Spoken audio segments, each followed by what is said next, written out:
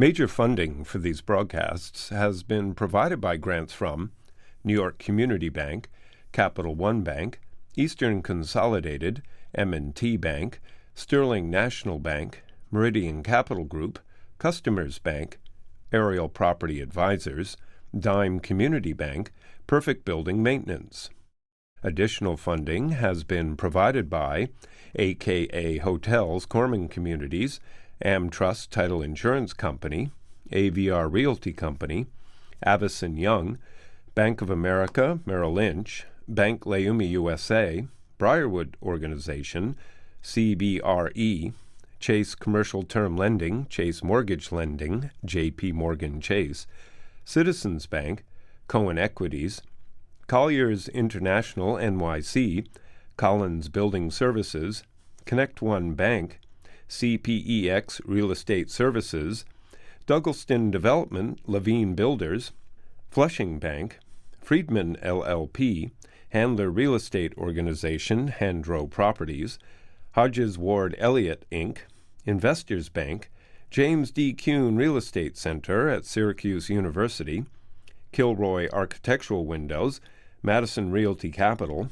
Matone Group, Mercantile Bank, New Banks, Newmark Knight Frank, Optimum Window Manufacturing Corp., People's United Bank, Pulcinelli, Rockefeller Group, Rosewood Realty Services, SJP Properties, Stonehenge Partners, TD Bank, Terra CRG, the Knackle Group at Cushman & Wakefield, the Merinkoff Family Foundation, the Moynihan Group, and these friends.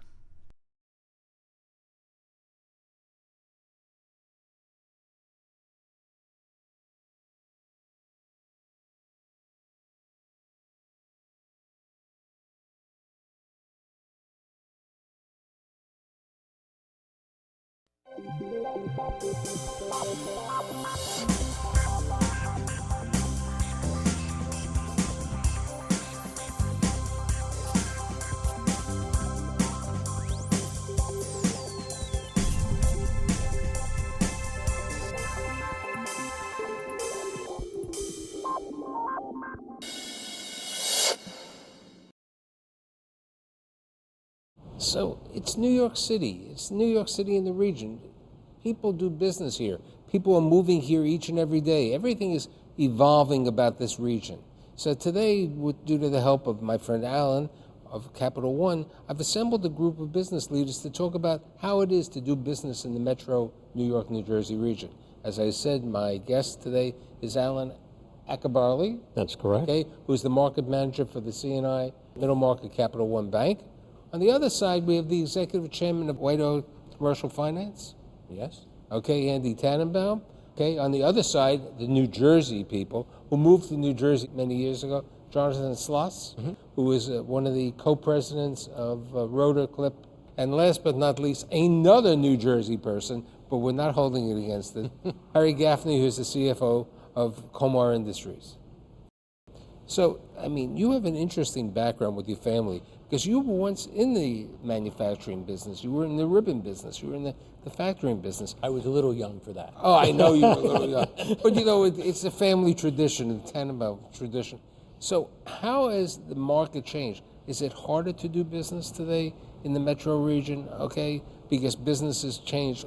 Or is it easy because you're an independent company as opposed to a bank like him to do business? Well, first of all, what really hasn't changed is our location of our client. It's still within walking distance. So that's really been a plus for us as compared to our offices in Los Angeles or in North Carolina, Florida, where it's planes, trains, and automobiles to get to our client. So that's one thing that hasn't changed. The composition of the client base, that has changed from being a traditional Jewish entrepreneur, apparel manufacturer.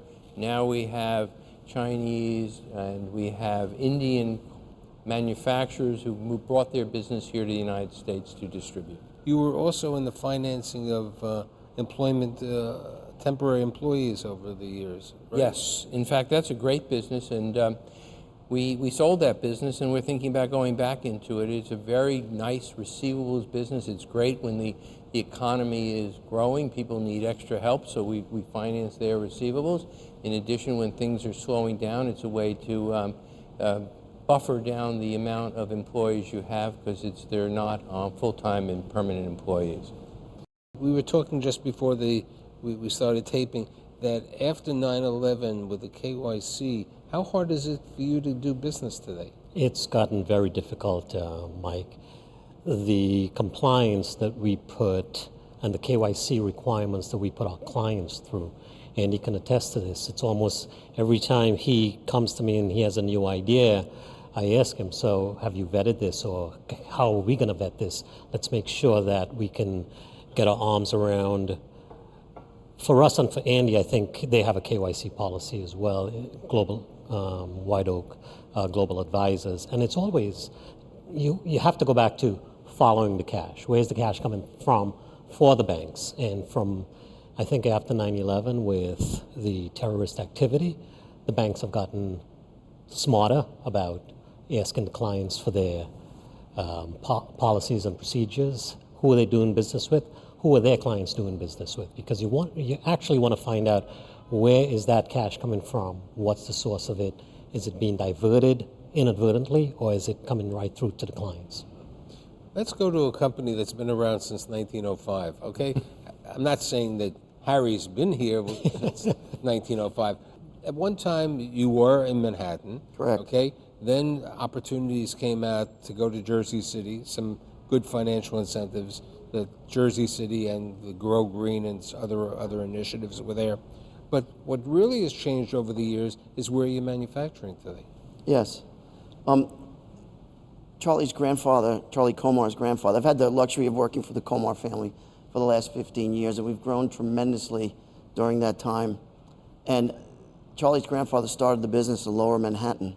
And in and around World War II, or right before that, he moved to New Jersey. They had established a plant in South Amboy. Charlie grew up in New Jersey. Charlie's father was raised in New Jersey. They were Jersey residents. And then in the 70s, Charlie's father had an opportunity, as the cost of manufacture in New Jersey was escalating, he saw an opportunity to move to the Midwest of the country. So he bought a business, a series of manufacturing plants in McAlester, Oklahoma. And we were there.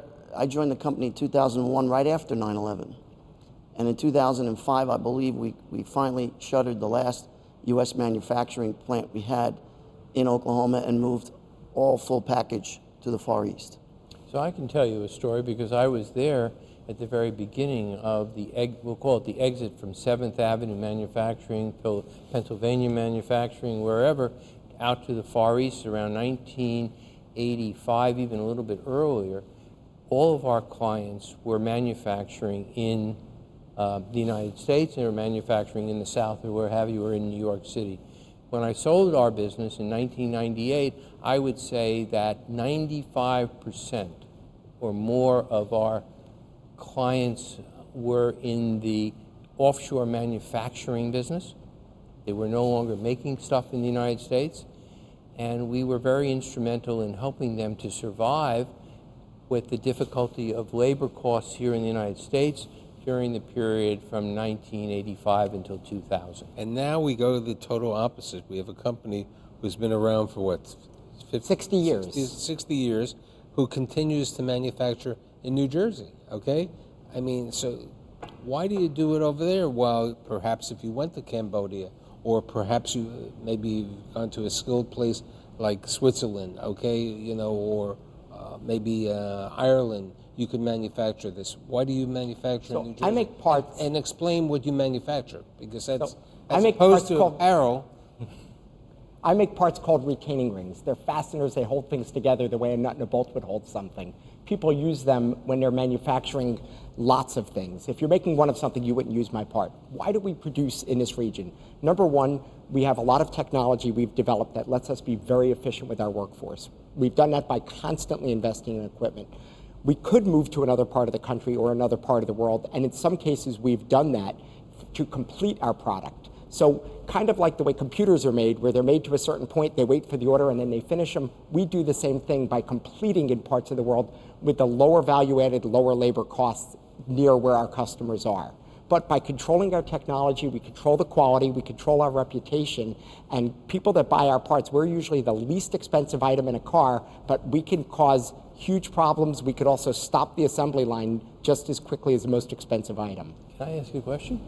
Of course. So what effect does your business have with 3D manufacturing?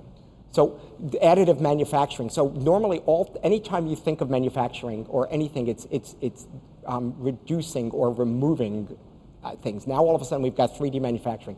3D manufacturing is coming in, but it's not there yet. It's not strong enough. Imagine, trying to make something. You're trying to make a hammer. You can't make that with a 3D printer yet. It's coming, but it's not there.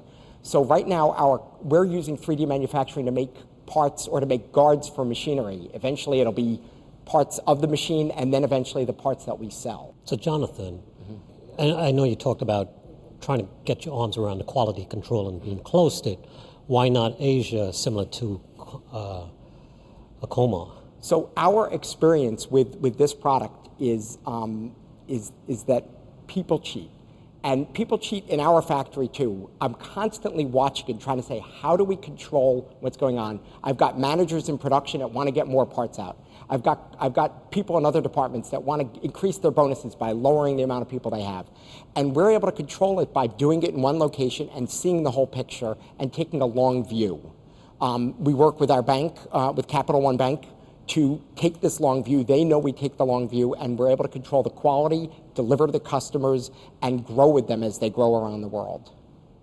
How do you control your quality when your manufacturing facility is so many miles away? Right. Well, we have a sourcing office in Hong Kong, which houses about 120 people, merchandisers, QC people, and in addition to that, we're a registered office in China. And we have various people in factories in Cambodia and other places of the world, in Vietnam, in the Philippines, Indonesia. And so we do that by placing our people directly in the factories. Now, you were saying before the show that the city is working on an initiative, which I know made in New York City, okay, for designers, for other things. Explain the program, if you can. Well, we thought that it's very difficult for a young designer to build a business, especially in the cost structure and manufacturing time frame that it is to make a garment. So we decided that with the city, we would give young designers the opportunity to get purchase order financing so that they could manufacture their goods in the city. It has to be exclusively made in. For my audience, as opposed to Inside Baseball, explain what purchase order financing. What purchase order means that Barney's gives them an order to deliver 1,000 garments, and they don't have enough working capital to buy the piece goods. They don't have enough working capital to pay for the sewing, the cutting, the logistics. But as soon as they deliver that finished... Are you saying that this banker wouldn't lend? He would lend twice as much as me. And so, Michael, the program that Andy is talking about, it's a joint venture with the City of New York and White Oak Commercial Finance. We also provide support for that through their credit facility. Right, but you're doing that through their credit facility. That is correct. Okay, but you would not do it because of the risk-reward of a startup. Undercapitalized, Exactly. developer. But we actually are not charging the market rates for purchase order financing because we think that it's important for us to give back to the City of New York and allow these young designers to grow and develop who they are. I can tell you that a little designer that I met back in 1987 was Tommy Hilfiger, and I think he's done all right and he's grown pretty well. So if I can find a couple more of them in my career, then I've done a pretty good job. So, but that relates to the situation. How does the next Rotor or the next Komar do business in the region? How do a bank help them? How does a finance company? How do you have an idea? Like you mentioned, Tommy Hilfiger, okay, and I still remember Arnold Cohen talking about his friend Ralph Lipschitz, aka Ralph Lauren. Right. Okay, how do you look at it today to try to find the next person, or like your father, okay, or the Komar family, in 1905 with a $500 loan, okay, in the Lower East Side. How do you make that decision as a banker? So I think, Michael, for those startup companies, the design companies, it's either through giving back to the community, as Andy is trying to do through this venture fund with the city of New York, or it's family and friends money, venture capital, angel investors, private equity when they get bigger, because you'll have first, second, and third rounds of financing for these companies before they even become bankable. But we step in at the same time with these clients to provide their non-credit services, the deposits, the treasury management, credit cards, and the like. How hard would it be for a company to come in, I know you have the intellectual property, you have the product, but there's always that next generation coming out there saying, I'm going to beat out, somebody in this. So let me jump in and answer it two different ways. So there's disruptive technologies out there, and where you change the entire assembly. The automotive industry, because of the safety-conscious nature, tends to be slow. Even with new electric cars, the brakes are still the same. The steering is identical. So then the question becomes, how can somebody make the same product? And it would be incredibly difficult. When my father went into business 60 years ago, he got into his car with $90 in his pocket, he drove to Ohio, and he knocked on the door of Chevrolet. And the guy saw him and said, 2 years ago, I couldn't buy this product for the love of money. Here's an order. Then he got in his car and he went to Detroit, and he did the same thing there and came home. Today, you can't even see these people without quality assurances, without proof from your bank and your CPA firm that you're going to be a viable business. They're so worried about everybody disappearing. It's virtually impossible to get into the type of business I'm into today without essentially buying it from somebody else. And here's the same question for Harry, because Harry said one of their large clients is this small little company called, Walmart, okay? And then Costco also, and, the J.C. Penney's of the world over there. How difficult, and this was a question for both you over there, how difficult is it for that new kid on the block to try to get into, these type of chains? Very difficult. There are many opportunities that flow past Charlie's desk on a weekly basis, and some of which he's invested in and some of which we have not. We are also very active in the various internship programs through FIT, Parsons, and other design and merchandising schools throughout the country. We're very proactive about that program. We identify young, really talented people, and we follow their careers. And if they don't work at Komar, then we follow them. They leave in very happy terms with us. And I think it's going to be, the gentleman made a point earlier where we're going to have to, I think the angel investor is the place, very, very important in the process. If you get a few angels, prominent angels, to get behind the product, I think going to more formal financing sources, it creates a greater opportunity for these individuals. What about the non-bank lenders who are out there that, on the internet, that who have been backed by many of the investment banks and so on? How do you see them going, their competition, because, I happen to watch CNBC at night, really to watch Shark Tank. And, there's always this lender saying, I can borrow money, you call up, within 48 hours, okay? We're not going to call them Shylock lenders, but in a way they are a form of a hard money lender. They're charging much higher than you. How do you see? Me. And you. But how do you see them? Well, what's their model? Okay. What I see is that they're trying to be disruptive. Mm-hmm. I think they're trying to change the paradigm and the cost structure for underwriting a loan for a small balance. They're trying to deliver something to somebody who's willing to spend not in APR or a rate of how much it costs him as a percentage of the loan, but how many dollars does it actually cost him to borrow this money in absolute dollars, and can he use that money effectively in his business? And so therefore I think that ultimately their challenge is twofold. One, how do they deliver this product in the right model for operating expenses? But more importantly, how good are they at underwriting? And so far they don't have either one really together.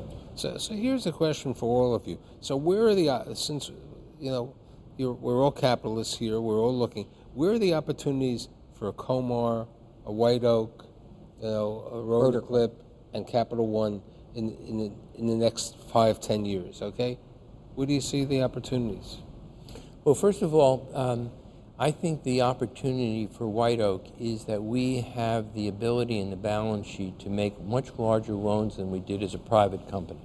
So that differentiates us right away.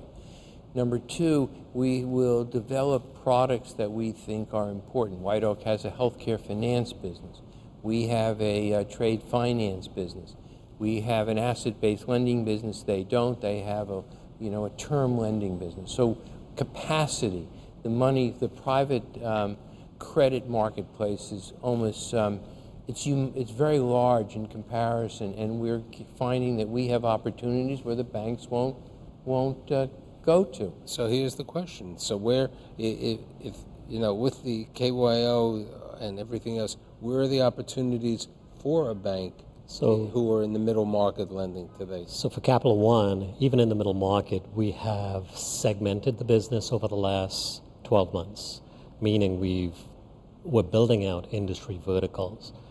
What does that mean, Mike? So, as you know, we have the real estate book of business and you have a run by Rick Line, and a healthcare book. But we also have a technology, media, and telecommunications arm. We're building out a retail sector. We're starting up a private equity arm just to call on private equity companies and to target certain sectors of that market along the lines of the strategy that we're building out within the bank, food and beverage. And what we're doing is we're training people and hiring experts within each one of the industries so we become better knowledge when we go out and meet with clients. And you, where do you see the next product that Motor Clip? Because the autos aren't leaving, okay, and as you say, technologies for certain parts of that brake are necessary no matter what, even with an electric car. So we're still needing that. So our growth has been in other parts of the world. The other growth that we've had is in new products we've added. We make a product called a wave spring that works like a traditional spring but takes up less space. Think 8-speed transmission when there used to be 4. It's also in oil drilling and applications like that where they need these products that don't exist, and we're constantly looking and saying, how do we make more with less? I want to kind of flip it around for 1 second and say the biggest problem in this region, or at least in New Jersey, is labor law. We comply with every law out there. We comply with things that aren't even laws. But when somebody does sue us because of an alleged wrongful termination, our insurance company grunts and says, oh my God, you're in New Jersey. It's very, very difficult when you're guilty until you settle. And I think this region needs to figure out how to fix that. It's almost an additional tax that we have doing business in New Jersey. I could sit and complain about the high state taxes, and we could say whether it's right or wrong, depending on what our point of view is. But when you turn around and you've got this additional tax, that's a very big drag on the industry, and anybody that has a choice to go can make that. So you're saying it would be less expensive insurance-wise and labor law-wise to be in New York State? I don't know about New York State, but out of the region, I know just my experience, which is New Jersey. Right. We won't hold it against him that he's a lawyer by training, so litigation. Okay, Harry, where do you see the opportunities for Komar? The opportunities for us is that up until a few years ago, we've actually had price deflation in sleepwear and apparel, at least in our category. And in order to address those margin pressures, we feel that in the future we're going to have to be viewed not necessarily as your traditional wholesaler. It'll be incumbent upon us to establish roots as a manufacturer. And by virtue of that, we've actually taken steps to actually acquire factories overseas in Asia, because we want to be able to demonstrate to people like JCPenney. JCPenney issued a mandate recently that they will not deal with indirect suppliers. They want to deal with direct suppliers.